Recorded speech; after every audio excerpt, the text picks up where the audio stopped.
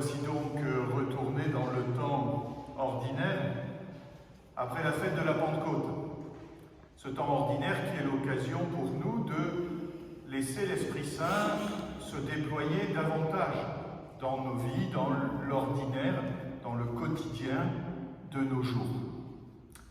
Et c'est l'Esprit Saint qui nous aide d'abord à mieux entendre la parole de Dieu, à l'intégrer et à la mettre en pratique.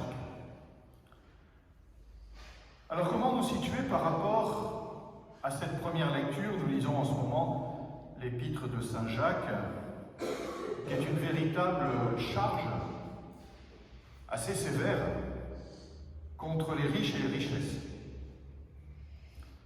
Nous sommes dans les derniers temps. Il avertit la communauté chrétienne de son époque, mais les derniers temps continuent. C'est cette époque qui court entre la résurrection de Jésus et son retour dans la gloire. Donc nous sommes dans les derniers temps, et comment nous situons-nous par rapport aux richesses? Et il y a deux choses que dit Saint Jacques dans ce passage. D'une part, l'obligation de la justice. Le salaire dont vous avez frustré les ouvriers, le voici qui crie la clameur des moissonneurs, idem. Nous avons d'abord, avec notre argent, un devoir de justice, c'est-à-dire de payer ce qu'il faut à ceux qui travaillent pour nous, à ceux qui interviennent dans nos vies. Nous ne devons pas chercher à rogner sur les salaires que nous payons, sur ce que nous devons en justice aux personnes qui travaillent pour nous et qui sont autour de nous. Première chose. Et c'est une tentation, nous le savons bien, qui traverse le cœur humain depuis qu'il existe. Et la deuxième chose que Saint Jacques nous demande, c'est une attitude juste par rapport à la fortune.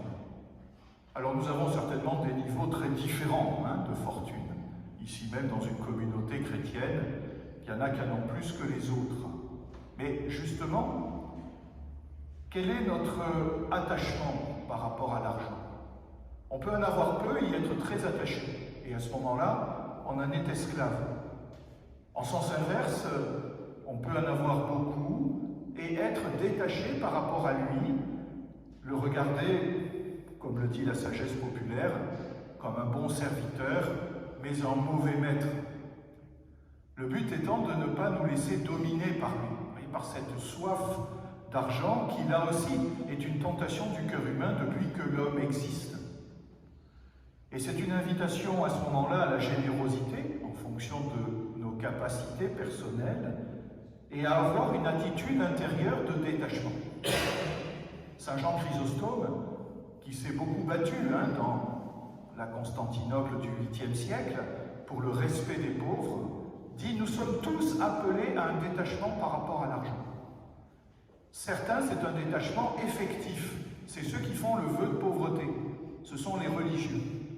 Et ils sont encore aujourd'hui, vous voyez, un témoin dans l'Église, des témoins que la vraie richesse est dans le ciel, et non pas dans les richesses matérielles. Ça, c'est un détachement effectif, dit Saint Jean Chrysostome.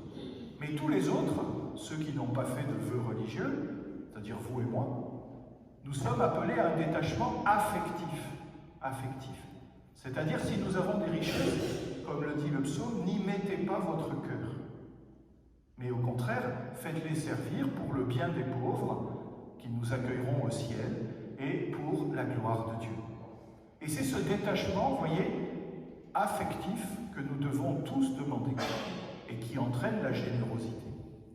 Et cela est confirmé à sa manière, vous voyez, par l'évangile que nous avons entendu. Ce passage qui est assez sévère, là aussi, où Jésus dit, s'il y a dans ton être, dans ton comportement, des choses qui scandalisent, c'est-à-dire qui t'entraînent au péché, coupe-les. La main, le pied, l'œil, tu l'arraches. Il peut y en avoir d'autres. Mais la main, vous voyez, la main rejoint la même thématique que l'épître de Saint Jacques. Qu'est-ce que c'est la main? C'est l'organe qui nous permet justement de nous projeter vers l'extérieur. Alors parfois pour prendre une casserole ou un stylo, mais c'est aussi ce qui nous permet de nous projeter sur ce que nous désirons, sur ce dont nous avons envie pour nous en saisir et et nous l'approprier. Et ça, c'est ce comportement-là que Jésus nous demande de corriger. Alors évidemment, il ne s'agit pas de se mutiler en se coupant physiquement la main, il faut le comprendre de manière intelligente. Mais voyez ce réflexe de notre main, qui est parfois de vouloir tout prendre, tout saisir, pour ramener à nous, c'est précisément ce comportement qu'il faut déraciner. Que notre main serve à aller à la rencontre des autres, pour accueillir, pour bénir, pour encourager, mais si c'est possible, voyez, c'est le fruit d'un combat, non pas pour saisir, pour agripper, pour ramener à nous. Alors que le Seigneur nous donne ce courage, voyez, de pratiquer à la fois ce détachement affectif par rapport aux richesses, et qu'il nous donne de couper notre main, c'est-à-dire ce réflexe que nous pouvons avoir de vouloir saisir, nous approprier, au lieu de donner et d'aller vers le prochain.